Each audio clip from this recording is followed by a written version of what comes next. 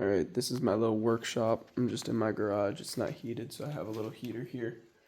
And that keeps me warm enough. But right here I've got the wood that I've already finished.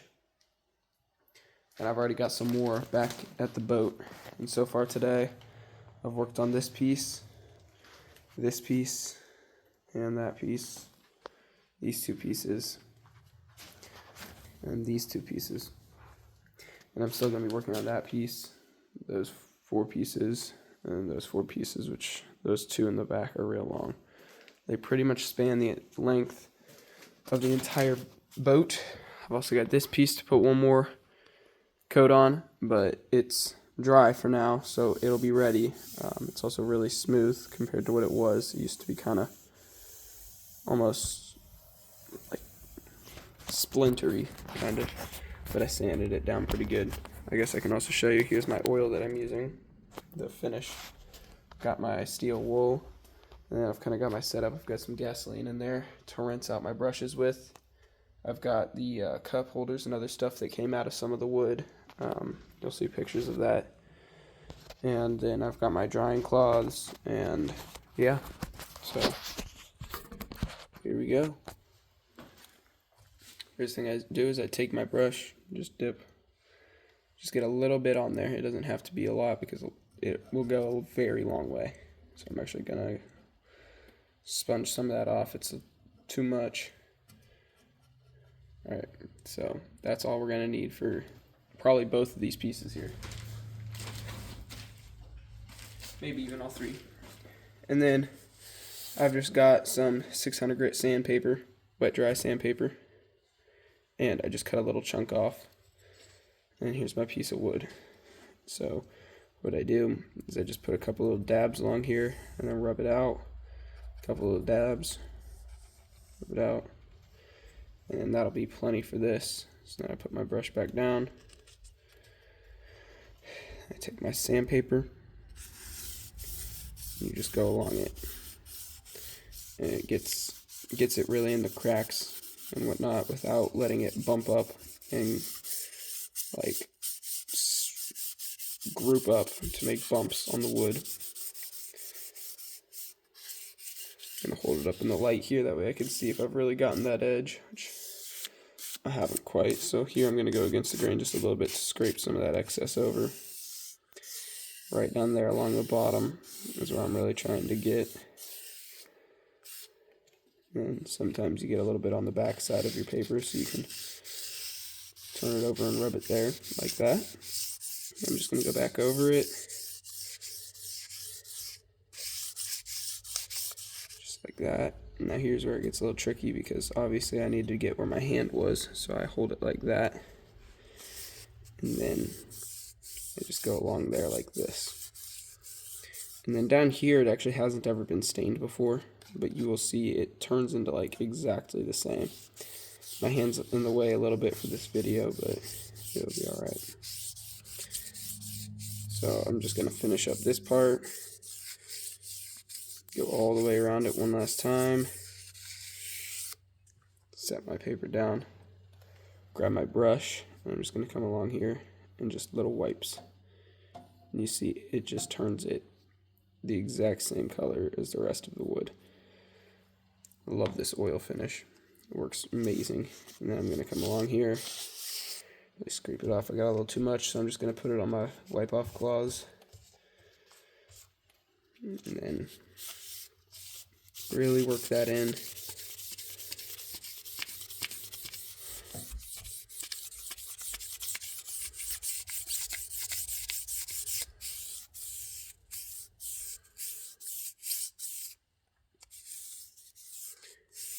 Go over it one last time just to be safe, and there we go. Here's the finished piece. You can see it's got a real nice sheen to it. Some of that bumpiness will come out, but some of it might stay a little bit, so sometimes you do have to hit it with another piece of sandpaper or give it a round 2, just so that it really soaks everything in. But yeah, this piece is done for now, and we let it dry for a couple of days at least.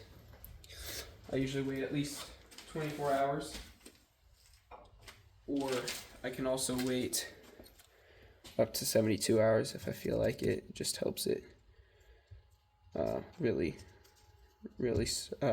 settle in. So yeah, that's that whole piece, and then I just wipe off my cloth to make sure that I don't have any residue from the old wood on there, little bits of wood on there or anything, sawdust, and really wipe it off. And then I'm ready to move on to the next piece. So this one's a little bit of a different design. It already looks really good. If you can't tell, this wood is already absolutely amazing. The spot where I took it from must not have gotten a ton of water. You can actually tell this side though is a little bit darker of a color, and it looks like that's where, if any water was on it, that's where it was sitting at, and so that wood might be rotted just slightly. But whenever we buff it down and finish it, it really doesn't even make a difference. It looks amazing still. So again, take our brush. For this piece, I just hold it on the end. And now I can just kind of wipe it on there very gently, just like that. Looks like I probably got too much again, but I'll be all right. Really give it a good rub down. Go all the way up to your thumb, where your thumb's at.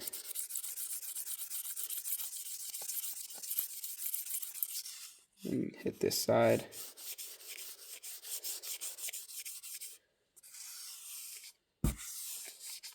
Going like this really helps spread it to areas where it might not have had as much. So up by this corner where my thumb is, there wasn't as much on there, but now it's all over the place and too much. So I'm gonna dry off my cloth a little bit, or dry off my sandpaper.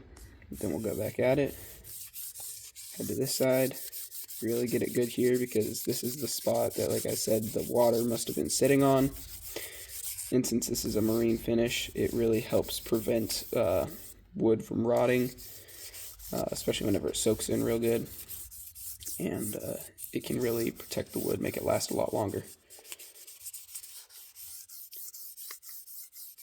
And so this piece right here, pretty much done. Now to get the spot where my thumb was, I hold it on the bottom kind of like that, and then I move over so that there's, like if I pushed over here, it would almost fall out of my hand, but if I push over here, it's not going to. That way I can really get over here where I need to. And since my thumb was only here on the top, on the part that I'm finishing, because I don't want to finish the back side, that's the part that's going to go against the actual like the fabric that's on the boat. I don't know what to call it, but it's like a fabric kind of. I don't want that to get discolored or anything, because it's supposed to be a white and it's already a little yellowed, as you can tell. Some hard work will have to go into that if I do ever want to get it perfectly white again, or honestly you just get a whole new inside upholstery set, and that wouldn't be too hard to take care of. There's a lot of screws and stuff on there that if you wanted to take it off, you can.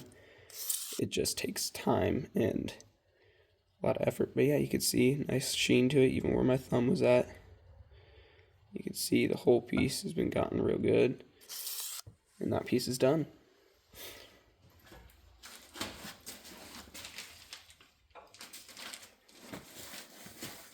So yeah, and then I'll do the same thing